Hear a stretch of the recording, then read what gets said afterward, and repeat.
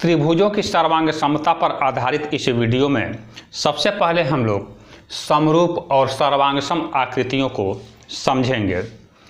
पहले डेफिनेशन देखते हैं।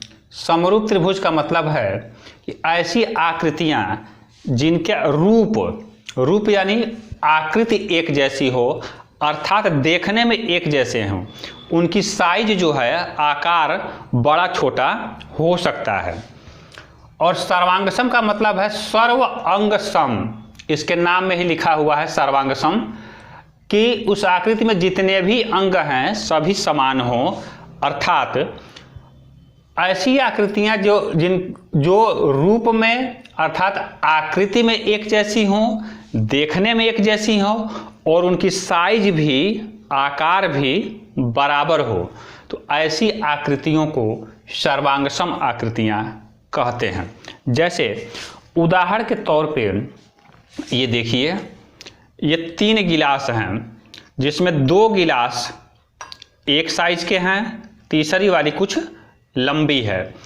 तीनों ही गिलास की आकृति अर्थात तीनों गिलास देखने में एक जैसे हैं, अर्थात समरूप हैं, लेकिन क्या तीनों ही सर्वांगसम हैं? तो नहीं, क्योंकि इसकी आकृति, इसका आकार जो है, आकृति तो एक जैसी है लेकिन आकार बड़ा है, इसलिए यह सर्वांगसम नहीं है।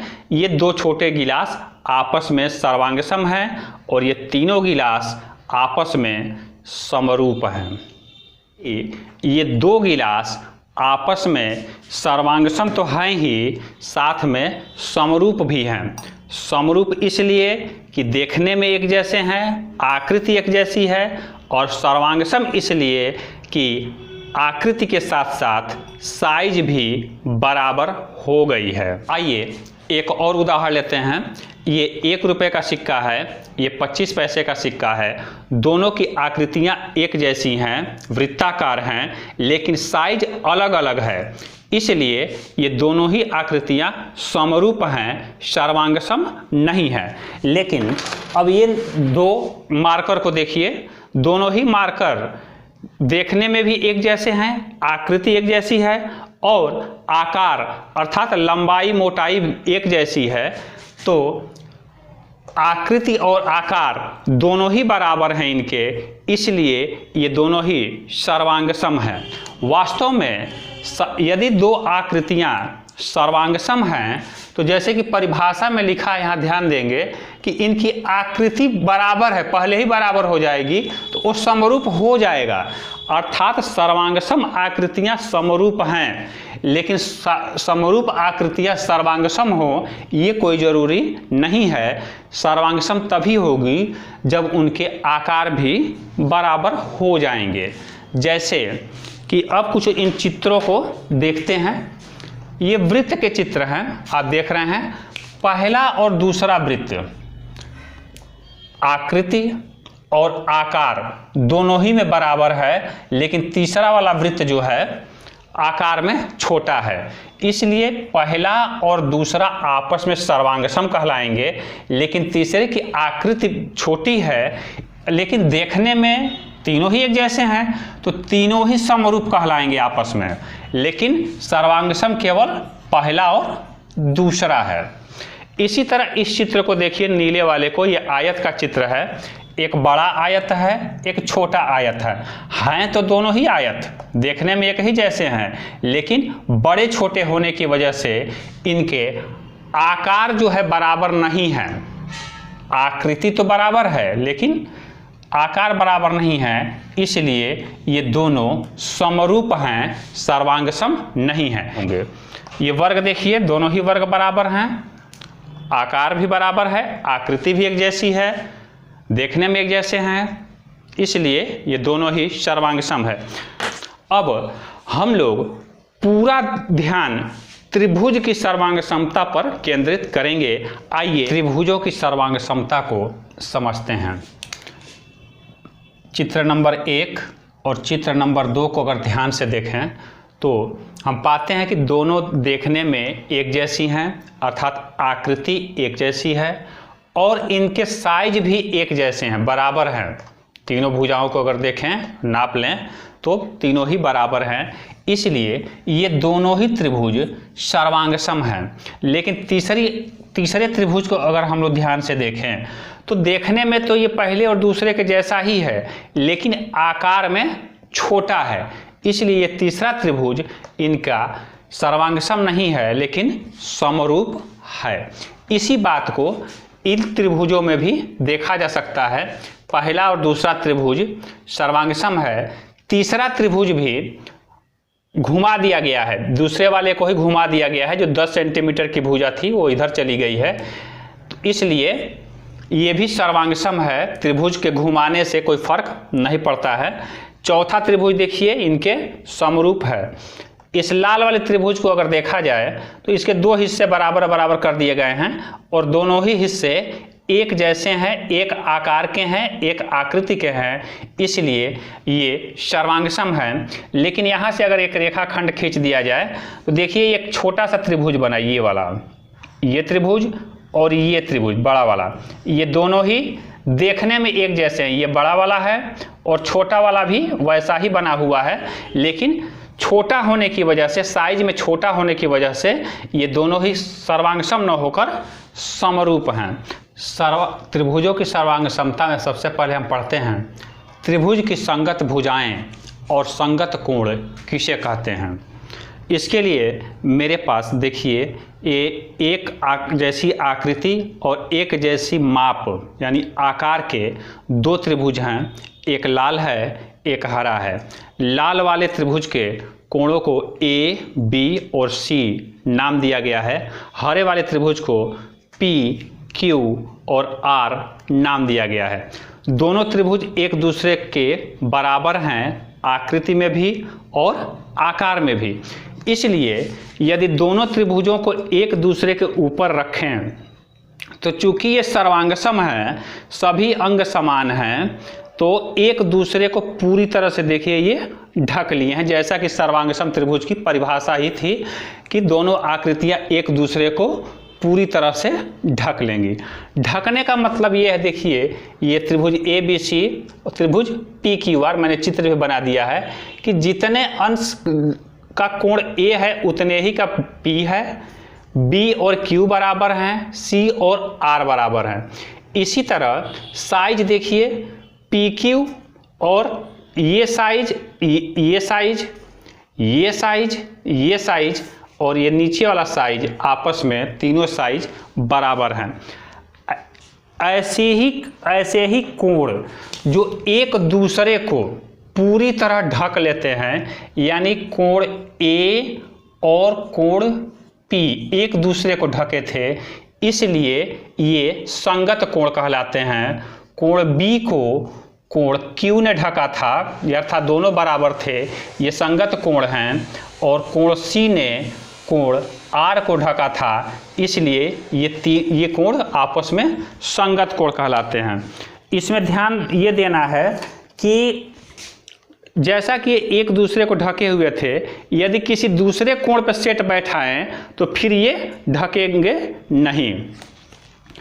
ऐसे ही देखिए भुजाओं की बात करें तो AC भुजा PQ के बराबर है, ये वाली, तो ये भुजाएं आपस में संगत कहलाएंगे।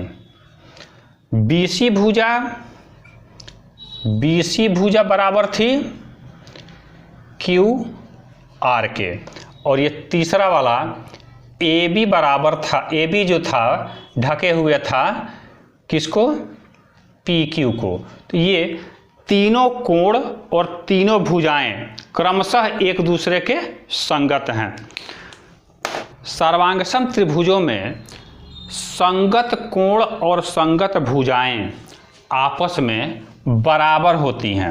ये त्रिभुज के 6 अंग हैं, जिसमें 3 कोण और 3 भुजाएं, देखिए ये 3 कोण हैं और ये 3 भुजाएं हैं, आपस में ऐसा नहीं कि कोई किसी के बराबर हो जाएगा, संगत कोण और संगत भुजाएं बराबर होती हैं। एक बार और समझ लेते हैं। समझने के लिए देखिए कोण ए कोण पी के बराबर, ये संगत कोण हैं, और इनके सामने के भुजा BC, यहाँ देखिए ए के सामने BC है तो P के सामने वाली भुजा QR, देखिए यहाँ पे ये वाले को, ये आपस में बराबर होंगे। ठीक इसी तरह कोण B बराबर है कोण Q के, या ये वाला देखिए दूसरा वाला कोण B बराबर कोण Q, तो B के सामने भुजा AC, ये वाला देखिए AC बराबर होगा Q के सामने वाली भुजा PR। और ठीक इसी तरह कोण C, ये C के सामने है भुजा AB, ये देखिए C के सामने AB है तो R के सामने की भुजा PQ बराबर होगी। इन्हें ही संगत कोण और संगत भुजाएं कहते हैं।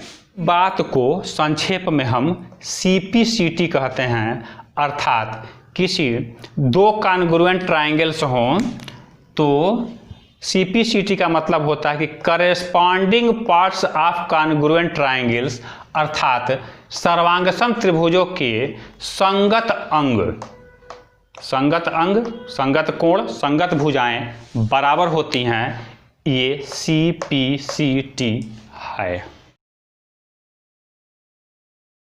समझते हैं। आइए सर्वांगसम त्रिभुजों को प्रदर्शित करना सीखते हैं। हमारे पास दो त्रिभुज हैं ABC और PQR, जिसमें कोण A कोण P के बराबर, कोण B कोण Q के बराबर, कोण C कोण R के बराबर, और AB भुजा, ये वाली भुजा PQ के बराबर, BC जो है QR के बराबर, और CA ये वाली RP के बराबर है।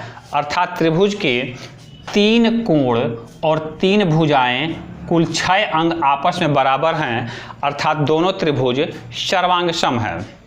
इसका उल्टा भी सही है कि यदि दो त्रिभुज सर्वांगसम हों, दिए हुए हों, तो ये 6 अंग उनके आपस में बराबर होते हैं। अब सर्वांगसम त्रिभुजों को कैसे लिखते हैं?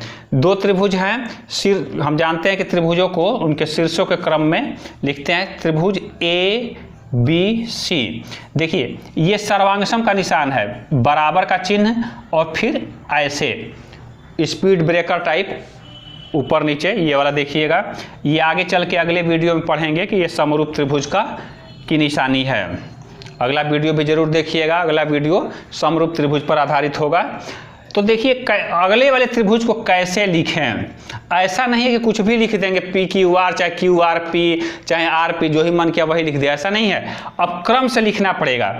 कोण A के बराबर इसमें जो कोण है दूसरे वाले त्रिभुज में, उसी को लिखेंगे पहले A है तो पहले P ही लिखा जाएगा। फिर कोण B है तो B के बराबर Q है तो Q ही लिखेंगे, और C है लास्ट में तो C के बराबर देखिए R है तो R ही लिखेंगे। ये लिखने का क्रम है। अब देखिए भुजाओं को भी अगर देखें क्रम से दो को लें, AB, देखिए ये वाला AB क्रम से लेंगे तो PQ वो अपने आप आ जाएगा। BC, ये भुजा देखिए BC अपने आप ये QR आ जाएगा, इसको ध्यान रखेंगे। और तीसरा वाला क्रम यहाँ से देखिए CA, देखिए ये तो RP, ये लिखने का ढंग है। दो सर्वांगसम त्रिभुज जैसा कि बताया गया है, एक दूसरे को देखिए, दो सर्वांगसम त्रिभुज हैं, एक दूसरे को पूरी तरह ढक लेते हैं। इधर से भी देख सकते हैं, इधर से भी देख सकते हैं, एक दूसरे को ढके हुए हैं। इस घटना को बोलते हैं अध्यारोपण। अध्यारोपण याद रखिएगा। अध्यारोपण क्या होता है? दो सर्वांगसम आकृतियां एक दूसरे को पूरी तरह ढक लेती हैं, अध्यारोपण या सुपर पोजीशन बोला जाता है। अच्छा, आइए हम लोग समरूप त्रिभुज और सर्वांगसम त्रिभुज का तुलनात्मक अध्ययन करते हैं, ताकि स्थिति एकदम क्लियर हो जाए कि दोनों में क्या अंतर है।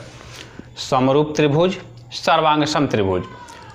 समरूप त्रिभुज का रूप अर्थात आकृति एक जैसी होती है, अर्थात देखने में एक जैसे लगेंगे, बड़ा छोटा हो सकते हैं। सर्वांगसम त्रिभुज में रूप और आकार यानी शेप और साइज दोनों ही बराबर होते हैं, ये पहला अंतर है। दूसरी बात जो देखिए जो कॉमन है कि संगत कोण बराबर होते हैं समरूप त्रिभुजों के, और सर्वांगसम त्रिभुजों के भी संगत कोण बराबर होते हैं। ये प्रॉपर्टी, कोण वाली प्रॉपर्टी जो है ये है कि दोनों ही में संगत कोण बराबर होते हैं, अंतर भुजाओं की माप में होता है। तीसरा देखिए, संगत भुजाएं एक ही अनुपात में होती हैं। एक ही अनुपात का मतलब है कि यदि दो त्रिभुज हों और समरूप हैं तो कोण तो खैर बराबर हैं, नियम नंबर 2 से कोण बराबर होंगे, संगत कोण। ये दूसरा, ये वाला इसके बराबर हो सकता है, ये वाला इसके बराबर हो सकता है, ये वाला इसके, लेकिन भुजाएं जो हैं कोई ज़रूरी नहीं कि बराबर हों। अनुपात का मतलब है कि यदि ये वाली भुजा इसकी आधी है, 1/2 है, तो बाकी भुजाएं भी क्रमशः ये वाली भुजा इसके आधी और ये वाली भुजा इसके आधी होगी। इसी तरह अगर 1/3 है ये वाली भुजा तो बाकी संगत भुजाएं भी संगत रूप में 1/3 ही होंगी। और यही अनुपात यदि संबंध 1 का हो जाए, अर्थात त्रिभुज की संगत, दोनों त्रिभुज की संगत भुजाएं बराबर हो जाएं, एक संबंध 1 अनुपात का मतलब बराबर हो जाएं, तो यही त्रिभुज क्या हो जाएंगे, सर्वांगसम कहलाएंगे। देखिए आगे लिखा है कि यदि संगत भुजाएं बराबर हो जाएं तो दोनों त्रिभुज सर्वांगसम हो जाएंगे। यहाँ देखिए तीसरे वाले में संगत भुजाएं बराबर होती हैं, कोण तो बराबर होते ही हैं, सर्वांगसम त्रिभुज की संगत भुजाएं भी बराबर होती हैं, अर्थात सर्वांगसम त्रिभुज में संगत कोण और संगत भुजाएं दोनों बराबर होती हैं। और इसके लिए सर्वांगसम त्रिभुज के संगत भाग के लिए CP/CT लिखते हैं, जैसा कि अभी हम लोगों ने पढ़ा है। नोट है, सर्वांगसम त्रिभुज समरूप भी होते हैं। ऐसा क्यों? देखिए सर्वांगसम त्रिभुज में रूप और आकार बराबर होते हैं और समरूप त्रिभुज में रूप बराबर होते हैं। तो सर्वांगसम त्रिभुज यदि है तो यानी उसका रूप बराबर है और रूप एक जैसा है, आकृति एक जैसी है, यानी कि वो समरूप है। लेकिन समरूप त्रिभुज का सर्वांगसम होना आवश्यक नहीं है। समरूप त्रिभुज सर्वांगसम तभी होगा जब त्रिभुजों की भुजाएं भी संगत रूप में बराबर हो जाएं। पढ़े हैं कि दो त्रिभुज सर्वांगसम हैं, अर्थात उनके 6 अंग संगत रूप में बराबर हैं। तो क्या हर बार यह कहना जरूरी है कि तीनों भुजाएं, तीनों कोण संगत रूप में बराबर होंगे, या कुछ कम कहें उससे भी काम चल जाएगा? इसको एक उदाहरण से समझते हैं। देखिए ये हस्बैंड हैं और ये वाइफ हैं, आपस में मतलब पति पत्नी हैं और इनके 4 बच्चे हैं। यदि इतना ही कह दिया जाए कि ये इनके 4 बच्चे हैं तो ये अपने आप समझ में आ जाएगा कि ये चारों बच्चे आपस में भाई बहन हैं। इसी तरह सर्वांगसम त्रिभुजों के संदर्भ में सभी 6 अंगों के बारे में बात करने की बजाय यदि केवल 3 अंगों के बारे में ही बात करें तो बाकी 3 अंग जो है बराबर हो जाते हैं। देखिए किस तरह से इस संबंध में क्या नियम है। नियम नंबर 1 है जिसे SAS अर्थात साइड एंगल साइड अर्थात भुजा कोण भुजा नियम कहते हैं। यह नियम यह कह रहा है कि यदि 2 त्रिभुज, देखिए ABC और PQR, 2 त्रिभुज सर्वांगसम होते हैं, यदि एक त्रिभुज की 2 भुजाएं, देखिए, और उनके बीच का कोण दूसरे त्रिभुज की 2 भुजाएं और उनके बीच के कोण के बराबर है। इन दोनों त्रिभुजों में 2 भुजाएं AB बराबर है PQ के, AC बराबर है PR के, और उनके बीच का कोण देखिएगा, जो भुजाएं बराबर हैं उन्हीं के बीच का कोण बराबर होना चाहिए। कोण A और कोण P बराबर हैं। यदि ये 3 चीजें बराबर हो जाएं तो बाकी के 3 अंग, ये दोनों कोण और एक भुजा आपस में बराबर हो जाती हैं। ऐसा करके आप 2 त्रिभुज बना के इस तरह का देख सकते हैं कि बाकी कोण, बाकी जो भुजाएं हैं, कोण हैं, आपस में बराबर हो जाते हैं। ये यहाँ पे लिखा गया कि त्रिभुज ABC सर्वांगसम है त्रिभुज PQR के। ध्यान इसमें यही देना है कि कोण जो है दोनों भुजाओं के बीच का ही होना चाहिए। यदि इसके अलावा कोई कोण लेते हैं तो कोई गारंटी नहीं है कि दोनों त्रिभुज सर्वांगसम होंगे। अब देखिए नियम नंबर 2, नियम जो कि सर्वांग समता के संबंध में कुल 4 नियम हैं। पहला नियम हम पढ़ लिए हैं और दूसरा नियम, पहले नियम को ही थोड़ा देखिए चेंज कर दिए हैं। ASA यानी कोण भुजा कोण नियम। 2 त्रिभुज सर्वांगसम होते हैं यदि एक त्रिभुज के 2 कोण और उनके बीच की भुजा आपस में बराबर हों। 2 त्रिभुज हैं, कोण B कोण Q के बराबर, कोण C कोण R के बराबर और उनके बीच की भुजा, ध्यान देना है यहीं पे। पहले वाले नियम में क्या था कि 2 भुजाएं और उनके बीच का कोण था, और इसमें क्या है कि 2 कोण और उनके बीच की भुजा बराबर हो तो बाकी के भुजाएं और कोण आपस में बराबर हो जाते हैं और त्रिभुज सर्वांगसम हो जाएगा। अब देखिए, अब इस नियम को हम लोग थोड़ा व्यापक रूप में देखेंगे कि क्या AAS ये नियम हो सकता है, यानी कि 2 कोण हों। इसको हटाते हैं, ये कोण और ये कोण मान लेते हैं कि हमारे ये लाल वाले बराबर हैं और कोई तीसरी साइड बराबर है। ये कोई ज़रूरी नहीं है कि बीच दोनों कोणों के बीच की साइड ही बराबर हो। तो क्या ये त्रिभुज सर्वांगसम होंगे? तो देखिए, 2 कोण बराबर हैं तो तीसरा कोण अपने आप बराबर होगा, क्योंकि त्रिभुज के तीनों अंतःकोणों का योग 180 अंश होता है। तो तीसरा कोण अपने आप बराबर होना ही होगा। और जैसे ही तीसरा कोण बराबर हुआ तो देखिए ASA, अभी हमने जो पढ़ा है वो नियम अपने आप आ गया, यानी कि AAS वाला नियम ASA नियम में शामिल है। इसको अलग से पढ़ने की ज़रूरत नहीं है। तीसरा नियम कहता है SSS रूल या क्राइटेरिया, भुजा भुजा भुजा, साइड साइड साइड। ये नियम कहता है कि 2 त्रिभुज सर्वांगसम होंगे यदि एक त्रिभुज की तीनों भुजाएं दूसरे त्रिभुज की तीनों भुजाओं के बराबर है। यह बहुत ही महत्वपूर्ण नियम है कि यदि त्रिभुज की भुजाएं ही आपस में बराबर हो जाएं तो कोण अपने आप बराबर हो जाते हैं। आप चाहें तो इस तरह का त्रिभुज 2 त्रिभुज बनाकर देख सकते हैं। अगर अब निश्चित रूप से मन में एक विचार उत्पन्न हो रहा होगा कि क्या AAA नियम होता है त्रिभुजों की सर्वांग समता के लिए, यानी कि किसी त्रिभुज 2 त्रिभुजों के कोण बराबर हों तो क्या भुजाएं बराबर हो जाएंगी? इसको यहीं पर समझ लेते हैं। पहले वाले त्रिभुज में ही XZ के समांतर एक अगर हम लाइन खींच दें, ऐसे लाइन सेगमेंट रेखाखंड खींच दें तो देख रहे हैं कि ये कोण कॉमन है। ये बड़े त्रिभुज को देखिए और छोटे त्रिभुज को देखिए, ये कोण इसके बराबर है, ये कोण इसके बराबर है। अर्थात ये बड़े वाले त्रिभुज और छोटे वाले त्रिभुज में कोण तो बराबर हो गए, लेकिन स्पष्ट दिख रहा है कि भुजाएं बराबर नहीं हुई।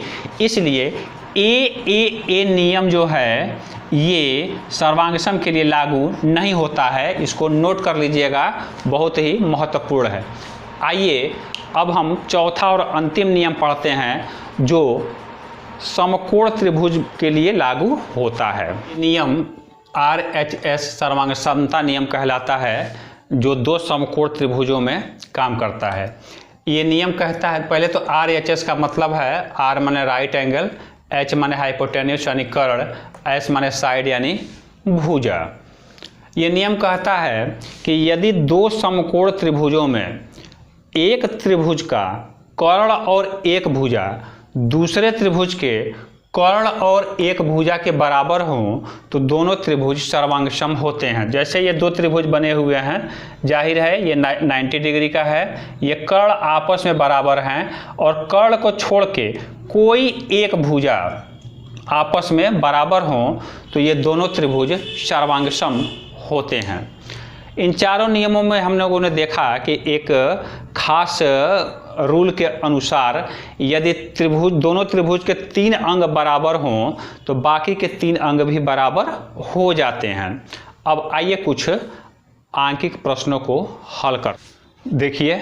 पहला सवाल है त्रिभुज ए बी सी और पी क्यू आर में A B 3.4 centimetre, B C 7 centimetre, A C 5.1 centimetre है और पी क्यू आर में इसी तरह P Q 7 centimetre, Q R 5.1 centimetre और पी आर 3.4 सेंटीमीटर है।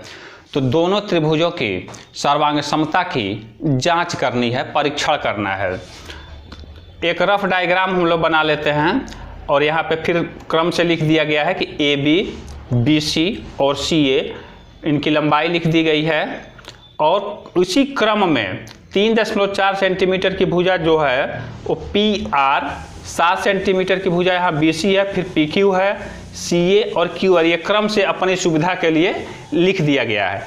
हम देख रहे हैं कि दोनों ही त्रिभुज में बी सी बराबर है पी क्यू के, ए सी 5.1 सेंटीमीटर का, तो क्यू आर है 5.1 सेंटीमीटर का, देखिए क्रम से लिखा हुआ है, और ए बी 3.5 सेंटीमीटर का है, तो इसमें पी आर 3.4 सेंटीमीटर का है। तो हम देख रहे हैं कि दोनों ही त्रिभुज के 3 भुजाएं बराबर हैं, इसलिए सर्वांगसम होंगे और इसमें नियम लगेगा S S S. S S S नियम से ये दोनों ही त्रिभुज सर्वांगसम होंगे। और कैसे लिखेंगे, सीपीसीटी के अनुसार कैसे लिखेंगे? सीपीसीटी का मतलब होता है संगत पार्ट्स को क्रम से लिखना है। तो पहले त्रिभुज को ए बी सी हमने लिख दिया है, अब ये देखना है कि दूसरे त्रिभुज में किस क्रम में लिखा जाए। तो ए भुजा, एक कोण, ये वाला कोण 7 सेंटीमीटर के सामने है, तो दूसरे त्रिभुज में भी 7 सेंटीमीटर के सामने जो कोण आर है उसे पहले लिखेंगे। ए, इसमें आर, इसमें बी है दूसरे नंबर पे, बी जो है 5.1 सेंटीमीटर भुजा के सामने का कोण है, तो दूसरे त्रिभुज में भी देखेंगे कि 5.1 सेंटीमीटर सामने की भुजा का कोण कौन सा है, तो मालूम चला कि पी है। इसे ही संगत कोण और संगत भुजाएं कहते हैं। बराबर भुजा के सामने के कोण और बराबर कोण के सामने की भुजाएं संगत कहलाती हैं। सी ये कोण जो है 3.4 सेंटीमीटर के सामने वाली भुजा का कोण है, तो इसमें भी देखेंगे कि 3.4 सेंटीमीटर के सामने वाला कोण कौन सा है, तो ये क्यू है। इस क्रम में लिखा जाएगा और इसी क्रम में कोण ए कोण आर के बराबर है, कोण बी कोण पी के बराबर है, कोण सी कोण क्यू के बराबर होगा। ये हमें लिखना है। दूसरा सवाल देख लीजिए क्या है। दूसरा सवाल ये कह रहा है कि चित्र में, ये चित्र बनाया गया है, ए बी सी एक त्रिभुज है और ए डी सी त्रिभुज है जिसमें ए बी बराबर सी डी। ए बी का मतलब ये है और ये सी डी, ये बराबर हैं और ए डी और बी सी बराबर हैं। ए डी ये भुजा है और बी सी ये भुजा है, और साथ ही ये दिया है कि कोण डी 40 अंश का है, ये वाला कोण 40 अंश का है। हमारे पास 2 त्रिभुज हैं, तो पता करना है कि कोण बी कितने अंश का होगा। तो पहले तो ये दिखाना पड़ेगा कि ये सर्वांगसम है, और यदि सर्वांगसम है तो किस नियम के तहत हैं। तो नियम पहले पकड़ेंगे। तो यहाँ देखिए हल है त्रिभुज ए बी सी और सी डी ए में ए बी और सी डी बराबर है, ए डी और बी सी बराबर है, ये दिया हुआ है। और भुजा ये ए सी ये वाली जो है दोनों ही त्रिभुजों में है, इसीलिए लिखा गया है कि उभयनिष्ठ है। दोनों त्रिभुजों में 3 भुजाएं बराबर हो गई, यानी इसमें भी एस एस एस नियम ही लगेगा। और आगे त्रिभुज ए बी सी और त्रिभुज सी डी ए ये जो है सर्वांगसम होंगे, क्रम का ध्यान रखा गया है। और जैसे ही ये सर्वांगसम हुए तो 3 भुजाएं तो पहले से बराबर हैं, तो 3 कोण भी क्रमशः संगत रूप में आपस में बराबर होंगे। और कोण डी, देखिए कोण डी जो है बीच में है, कोण बी दोनों ही बराबर होंगे, ये क्योंकि दोनों ही कोण जो है भुजा ए सी के सामने हैं। कोण बी बराबर कोण डी यानी कि 40 अंश का होगा। अंतिम प्रश्न देखते हैं, ये वाला, ये इसमें है कि ए बी सी डी एक चतुर्भुज है जिसमें विकर्ण ए सी जो है कोण बी ए सी, माने इस कोण को बी ए डी और बी सी डी इन दोनों को समद्विभाजित करता है। समद्विभाजित का मतलब जितने अंश का ये कोण हुआ उतने ही अंश का ये, देखिए बी ए सी और डी ए सी ये बराबर होंगे और बी सी ए ये और ये कोण आपस में बराबर होंगे। तो पूछा जा रहा है कि यदि ए बी 5 सेंटीमीटर का हो और डी सी 6 सेंटीमीटर का हो तो बी सी बताइए और ए डी बताइए। फिर दो त्रिभुज हैं, हम देखेंगे कि कहीं ये सर्वांगसम तो नहीं है।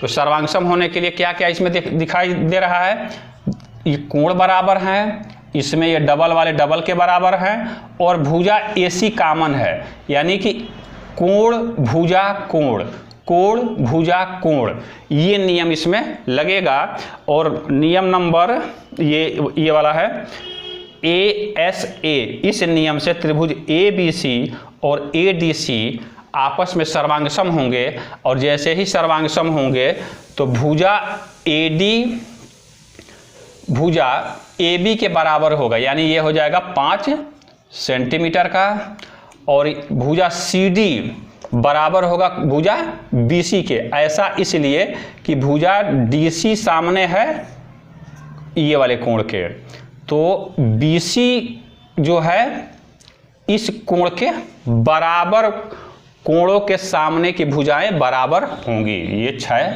सेंटीमीटर। आपने वीडियो को पूरा देखा, इसके लिए बहुत बहुत धन्यवाद। चैनल को सब्सक्राइब भी जरूर कर लीजिएगा ताकि आगे के वीडियो आपको समय पर मिलते रहें।